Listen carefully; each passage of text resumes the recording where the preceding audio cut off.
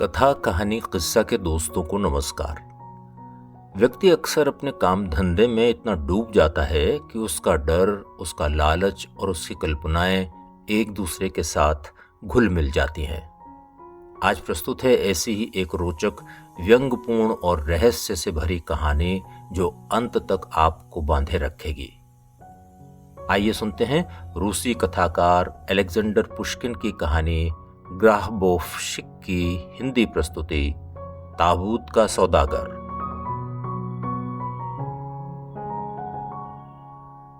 ताबूत ढोने वाली गाड़ी पर आज एड्रियन प्रोखोरोफ का सामान लदा हुआ था। वो अब अपने घर में रहने के लिए परिवार सहित निकित्सिकिया जा रहा था। एड्रियन ताबूत बनाने और बेचने का काम करता था। अपनी दुकान पर ताला लगाने के बाद उसने दरवाजे पर एक तख्ती लगा दी। इस पर लिखा हुआ था, ये घर किराए पर देने या बेचने के लिए है। वो पैदल ही अपने नए घर की तरफ चल पड़ा। थके हारे से कमजोर घोड़े ताबूत की गाड़ी को खींचते हुए उसके पीछे चलने लगे। काफी देर तक चलने के बाद वो पीले रंग वाले उस घर के पास पहुंचा जो उसे बहुत अच्छा लगता था और उसने इसे खरीदने के लिए कई साल तक पैसे जमा किए थे।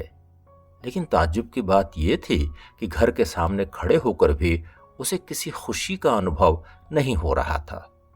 उसने जैसे ही नए घर के दरवाजे से अंदर प्रवेश किया, पता नहीं क्यों उसे 2-3 कोठरी वाला अपना पुराना उदास सा मकान याद आने लगा। उस घर में ही 18 साल तक उसका एक छत्र शासन चला था।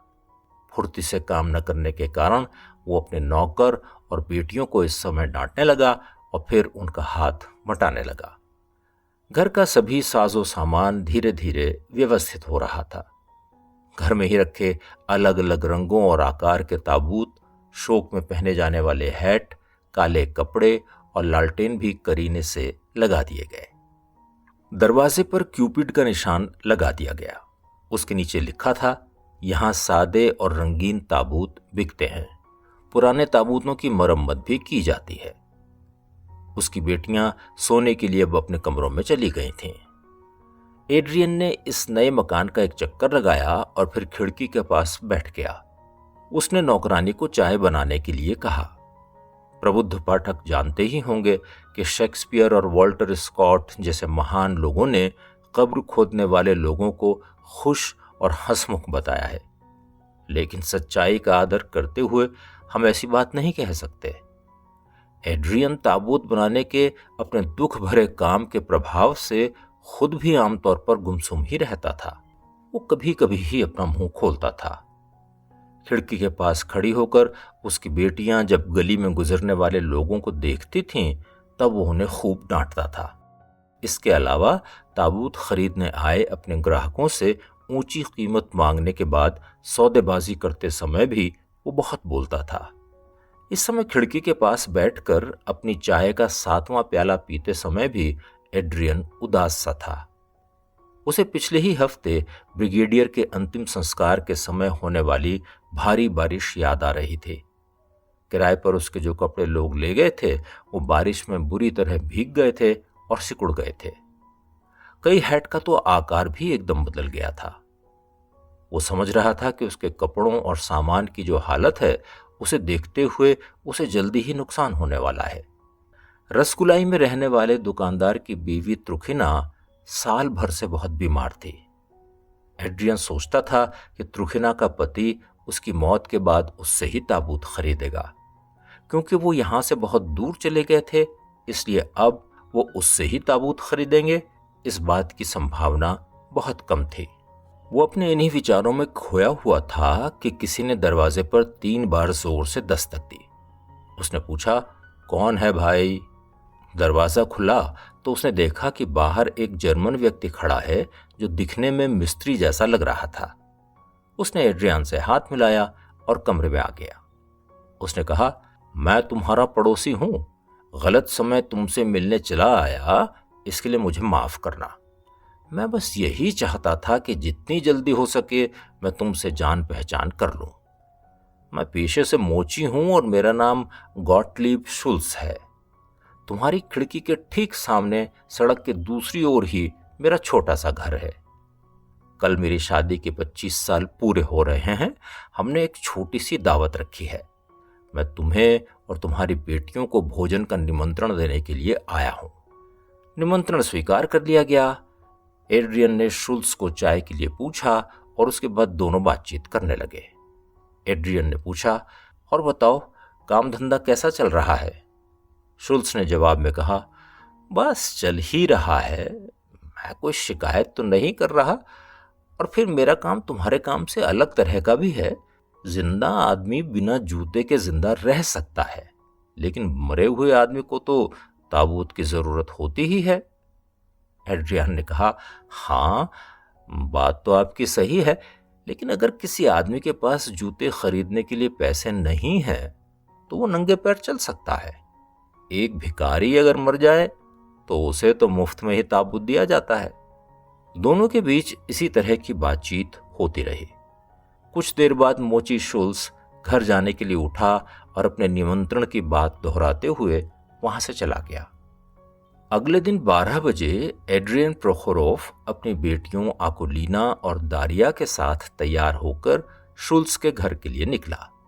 दोनों लड़कियों ने पीले रंग के कपड़े पहने थे और उनके जूते लाल रंग के थे। मोची शुल्स का छोटा सा घर मेहमानों से भर गया था। इनमें ज्यादातर जर्मन मिस्त्री, उनकी पत्नियां और कुछ दूसरे लोग भी शामिल थे। सरकारी कर्मचारियों में केवल चौकीदार यूर्को ही आया था। हालांकि उसका पद छोटा था, लेकिन शुल्स उसका बहुत सम्मान करता था। यूर्को ने 25 सालों तक पोगोर्स्की जिले में चौकीदारी का काम किया था। नेपोलियन के आक्रमण के समय लगी भयंकर आग ने उसकी चौकी को भी जला दिया था। बाद में उसकी चौकी फिर से बनाई गई। निकित्स्काया गेट के पास रहने वाले अधिकांश जर्मन भी यूर्को को पहचानते थे। कुछ जर्मन तो कई बार रात को भी उसके साथ चौकी पर रुक जाते थे। एड्रियन ने फौरन यूर्को से दोस्ती बढ़ा ली। वो जानता था कि यह आदमी काम का है और भविष्य में इसकी जरूरत पड़ सकती है। जब सब लोग मेज के चारों तरफ बैठे, तब एड्रियन ने यूर्को को भी अपने पास बैठा लिया। कुछ ही देर में शुल्स, उसकी पत्नी और बेटी लोटसन ने रसोइये की सहायता से मेज पर खाना लगाना शुरू किया। बियर नदी की तरह बहने लगी। यूर्को ने तो 4 आदमियों के बराबर खाना खाया। एड्रियन भी उससे कम नहीं रहा, लेकिन उसकी बेटियां चुपचाप एक जगह पर बैठी रहीं। कमरे में जर्मन भाषा में शुरू हुई बातचीत कुछ ही देर में शालीनता की सीमाएं लांघने लगी। अचानक से मेजबान ने अपनी जगह पर खड़े होकर कहा कि कृपया सभी लोग उसकी बात ध्यान से सुने। इसके बाद एक सीलबंद शैंपेन की बोतल खोलते हुए रूसी भाषा में उसने कहा, मेरी प्यारी बीवी लुइस के स्वास्थ्य के नाम एक जाम। शैंपेन का झाग बोतल का मुंह खोलते ही बहने लगा। शुल्स ने अपनी बीवी के माथे को चूमा और सभी मेहमान शैंपेन पीने लगे। मेजबान ने एक नई बोतल उठाई और फिर कहा, इस बार सभी मेहमानों के नाम। मेहमानों ने उसका धन्यवाद दिया और शराब पीने लगे। फिर तो एक के बाद एक नाम लिए जाने लगे और जाम उठाए जाने लगे। लोगों के नामों के बाद देश और फिर अपने अपने शहरों के नाम सभी लोगों ने लिए। अचानक मेहमानों में बैठे बेकरी चलाने वाले मोटे से आदमी ने अपना गिलास उठाते हुए कहा, उन सब लोगों के स्वास्थ्य के लिए जिनके लिए हम काम करते हैं, हमारे ग्राहकों के लिए। इसके बाद सब लोग एक दूसरे के आगे झुककर अभिवादन करने लगे। नशे में धुत योर्क ने बगल में बैठे एड्रियन की तरफ गिलास उठाते हुए कहा, आओ मेरे दोस्त, एक जाम तुम्हारे ग्राहक मुर्दों के स्वास्थ्य के नाम। योर्क की बात सुनकर सभी मेहमान हंसने लगे, लेकिन एड्रियन अपमानित महसूस कर रहा था। उसकी भौहें चढ़ गई थीं, लेकिन किसी ने उस तरफ ध्यान नहीं दिया। चर्च से जब शाम की प्रार्थना की घंटी बजी, तब लोग मेज छोड़कर जाने लगे। शाम हो गई थी और मेहमान एक के बाद एक चले गए। ज्यादातर मस्ती में थे। बेकरी वाला, योर्क और बुक बाइंडर तो एक दूसरे की बाहों में बाहें डाले विदा हुए। एड्रियन अपनी बेटियों के साथ वापस आ गया। वो शराब के नशे में था और बहुत गुस्सा भी था। घर में घुसते ही वो जोर से बोला, मेरे पेशे को लोग इतना गया गुजरा क्यों समझते हैं? क्या ताबूत बनाने वाला जल्लाद की तरह होता है? क्या वो किसी बंदर की तरह लगता है? वो सब जाहिल मेरी तरफ देखकर किस बात पर हंस रहे थे। मैं तो सोच रहा था कि चलो इन लोगों को अपने घर भी बुलाकर कुछ खिला पिला दूंगा, लेकिन अब बिल्कुल भी नहीं। ये सब नास्तिक हैं। इनसे तो अच्छा मैं उन लोगों को क्यों ना निमंत्रित करूं जिनके लिए मैं काम करता हूं। मैं तो उन सभी लोगों को बुलाऊंगा जो आस्थावान ईसाई के रूप में मरे थे और जिनके लिए मैंने ताबूत बनाए थे। नौकरानी ने उसके गुस्से को देखते हुए पूछा, क्या बात है मालिक? आप इस तरह की बेसिर पैर की बातें क्यों कर रहे हैं? जल्दी से पवित्र क्रॉस बनाइए और ईश्वर को याद कीजिए। अपने घर में कोई मुर्दों को आमंत्रित करता है? आप भी गजब करते हैं। लेकिन एड्रियान आपे से बाहर हो गया था। वो चिल्लाते हुए बोला, हाँ, मैं बुलाऊंगा उन सबको और कल ही बुलाऊंगा।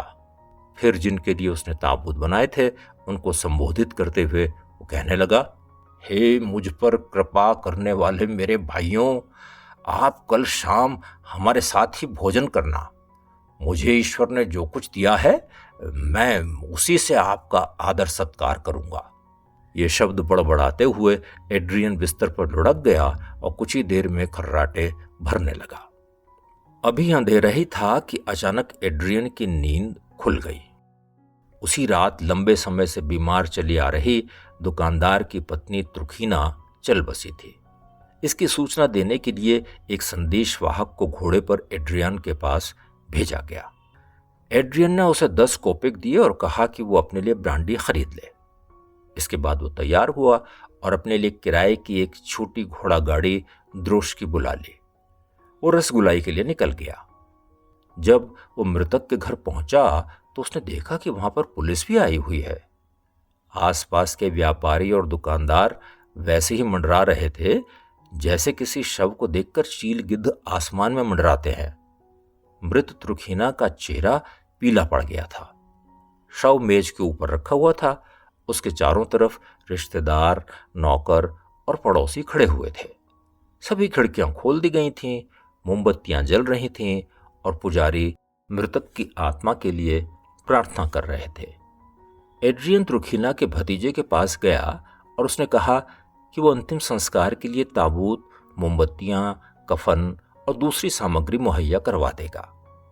शोक में डूबे हुए त्रुखीना के भतीजे ने उसे धन्यवाद दिया और कहा कि वो मोलभाव नहीं करेगा क्योंकि वो एड्रियन पर विश्वास करता है। उसने कहा कि वो अपने विवेक से जैसा अच्छा लगे वैसा करे। एड्रियन आदर के साथ थोड़ा झुका और अपना काम करने के लिए निकल गया। वो सारा दिन रसगुल्लाई और निकित्सिकिया में अपने घर के बीच चक्कर काटता रहा। शाम तक वो काम करता रहा और फिर रात होने पर पैदल अपने घर की तरफ चल दिया। आज चांदनी वाली रात थी। वो निकित्सिकिया सुरक्षित पहुंच गया। चर्च के पास उसे योरको मिला जिसने उसे हाथ हिलाते हुए गुड नाइट कहा। काफी रात हो चुकी थी। एड्रियन अपने घर पहुंचने ही वाला था कि तभी उसने देखा कि एक साया उसके गेट की तरफ बढ़ रहा था। फिर गेट खोलकर वो साया अंदर चला गया। एड्रियन ने सोचा, इस समय कौन हो सकता है? कहीं कोई चोर तो नहीं आया? कहीं मेरी बेवकूफ लड़कियों का कोई प्रेमी तो नहीं है? जरूर कोई गड़बड़ है। एक बार तो उसके मन में आया कि अपनी सहायता के लिए वो योरको को आवाज देकर बुला ले। तभी उसे एक और आदमी दिखाई दिया जो उसके फाटक की ही तरफ जा रहा था। लेकिन घर के मालिक एड्रियन को देखकर वो रुक गया और उसने 3 कोनों वाला अपना हैट उतार दिया। एड्रियन को यह चेहरा जाना पहचाना सा लगा, लेकिन वो जल्दबाजी में था इसलिए पूरी तरह पहचान नहीं पाया। उस आदमी की तरफ देखते हुए एड्रियन ने कहा, अगर तुम मुझसे मिलने आए हो तो रुक क्यों गए? चलो अंदर चलकर बात करते हैं। अपनी खोखली सी आवाज में उस आदमी ने कहा, श्रीमान जी, अधिक औपचारिकता में न पड़ें। आप पहले चलें और अपने मेहमान को रास्ता दिखाएं। एड्रियन के पास भी औपचारिकता के लिए समय नहीं था। वो सीढ़ियां चढ़कर अपने दरवाजे के पास पहुंचा तो उसे घर के अंदर के लोगों की आवाजें सुनाई देने लगीं। मन ही मन सोच रहा था कि ये सब क्या हो रहा है। वो जल्दी से घर में दाखिल हुआ। उसने अंदर जो दृश्य देखा उसके कारण तो उसके पैरों के नीचे की जमीन ही खिसक गई। कमरा उन लोगों से भरा हुआ था जो मर चुके थे। खिड़कियों से अंदर आ रही झीनी सी चांदनी में उन लोगों के पीले नीले चेहरे, धंसे हुए गाल, धुंधली अधखुली आंखें और तीखी नाक दिखाई दे रही थी। यह खौफनाक मंजर था। एड्रियन के सामने वो लोग खड़े थे जिन्हें उसने खुद सुपुर्द खाक किया था। उसके बाद जो मेहमान अंदर आया था वो ब्रिगेडियर था जिसे उसने बरसात के दिन दफनाया था। उन सब ने ताबूत बनाने वाले एड्रियन प्रोखोरोव को चारों तरफ से घेर लिया। वो सभी उसका अभिवादन कर रहे थे, आदर से उसके सामने झुक रहे थे। केवल चीथड़ों में लिपटा एक भिखारी जैसा व्यक्ति जिसका अंतिम संस्कार उसने मुफ्त में किया था उसके पास नहीं आया और एक कोने में खड़ा रहा। बाकी के लोग अच्छे कपड़े पहने हुए थे। महिलाओं ने हैट लगाए थे जिन पर रिबन लगे हुए थे। अधिकारी अपनी वर्दी में थे लेकिन उनकी दाढ़ी बढ़ी हुई थी। कारीगर और मिस्त्री का काम करने वाले अपनी ड्रेस में थे। ब्रिगेडियर ने एड्रियन के पास आकर कहा, देख रहे हो एड्रियन, हम सब तुम्हारा निमंत्रण पाने के बाद अपनी अपनी कब्र से उठ खड़े हुए हैं। केवल वही नहीं आ पाए जिनका सारा मांस गल गया है या केवल हड्डियां ही बची हुई हैं। उनमें से केवल एक ही ऐसा है जिसकी तुमसे मिलने की बहुत इच्छा थी। वो हमारे साथ आया है। उसी क्षण एक कंकाल भीड़ को चीरता हुआ एड्रियन की तरफ बढ़ा। वो मुस्कुरा रहा था। उसकी हड्डियों के साथ हरे और लाल रंग के कपड़ों के चीथड़े लटके हुए थे। जूतों के अंदर घुसे उसके पैरों की हड्डियां ऐसी लग रही थी जैसे किसी ने ओखली के अंदर मूसल डाले हुए हों। वो कंकाल एड्रियन के एकदम पास आकर बोला, मैं गार्ड प्योतर पेत्रोविच हूं। कुछ याद आया? तुमने मुझे 1799 में दफनाया था। वो तुम्हारा पहला ताबूत था। उस समय तुम्हारे साथ यही बात हुई थी कि तुम ताबूत शाह बलूत की बढ़िया मजबूत लकड़ी का बनाओगे, लेकिन तुमने घटिया लकड़ी का ताबूत बनाकर पैसे ठग लिए। इतना कहने के बाद उस कंकाल ने अपने हाथ एड्रियन की तरफ बढ़ाए। एड्रियन जोर से चिल्लाया और उसने आगे बढ़ रहे पेत्रोविच के कंकाल को धक्का दे दिया। कंकाल लड़खड़ाया और नीचे गिर पड़ा। सभी अस्थि पंजर अलग अलग होकर टूट फूट गए। वहां पर उपस्थित सभी मृतकों के बीच से गुस्से की आवाजें आने लगीं। वो अपने साथी के साथ एड्रियन के इस व्यवहार से गुस्से में थे। वो गुस्से से एड्रियन की तरफ बढ़ने लगे। वो उसे धमका रहे थे और चिल्ला रहे थे। उनकी आवाजें सुनकर बेचारा एड्रियन बुरी तरह घबरा गया और उसकी समझ में नहीं आ रहा था कि वो क्या करे। वो अपने संतुलन को खो बैठा और गार्ड पेत्रोविच की बिखरी हुई हड्डियों के ऊपर गिर पड़ा। उसके बाद वो बेहोश हो गया। जब एड्रियन को होश आया उस समय उसके बिस्तर पर धूप गिर रही थी। उसने आंखें खोलीं और देखा कि नौकरानी अंगीठी गर्म करने के लिए उसमें आग जला रही है। एड्रियन को रात की सभी घटनाएं याद आ गईं। त्रुखीना, ब्रिगेडियर और सार्जेंट पेत्रोविच की धुंधली सी छवि अभी तक उसके दिमाग में मौजूद थी। वो बिस्तर पर चुपचाप लेटा हुआ था। वो सोच रहा था कि नौकरानी कुछ बोले तो वो उसे रात की सारी घटनाओं के बारे में बताए। नौकरानी समझ चुकी थी कि वो जाग गया है। उसे उसका गाउन पकड़ाते हुए वो बोली, क्या बात है मालिक, आप तो घोड़े बेचकर सोते रहे। आपका पड़ोसी दर्जी आपसे मिलने आया था। एक सिपाही भी आया था जो आपको पार्टी में बुलाना चाहता था, लेकिन आप इतनी गहरी नींद में थे कि आपको उठाना मुझे उचित नहीं लगा। एड्रियन ने पूछा, क्या कल त्रुखीना की मौत के बाद उसके घर से भी कोई आया था? नौकरानी ने आश्चर्य से कहा, त्रुखीना के यहां से? क्या उसकी मौत हो गई है? एड्रियन गुस्सा होते हुए बोला, क्या बेवकूफों वाली बात करती हो? तुम्ही ने तो उसके अंतिम संस्कार की तैयारी करने में मेरी सहायता की थी। नौकरानी आश्चर्य से उसका मुंह देख रही थी। उसने कहा, मालिक, आपका दिमाग तो ठीक है ना? लगता है अभी तक आपके ऊपर रात की शराब का नशा चढ़ा हुआ है। कल कौन सा और किसका अंतिम संस्कार था?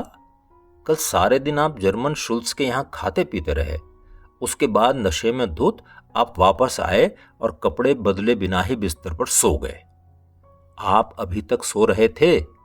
चर्च की घंटियों की आवाज से शायद आपकी नींद टूटी। अभी तक डरे बैठे एड्रियान ने आश्चर्य से पूछा, क्या सच में ऐसा हुआ था? नौकरानी ने जवाब दिया, और नहीं तो क्या। ये सब सुनकर एड्रियन को बड़ी राहत मिली। गहरी सांस छोड़ते हुए उसने कहा, अगर ऐसी बात है तो ऐसा करो, अब मुझे जल्दी से एक कप चाय पिला दो, और सुनो, जरा मेरी बेटियों को भी बुला दो।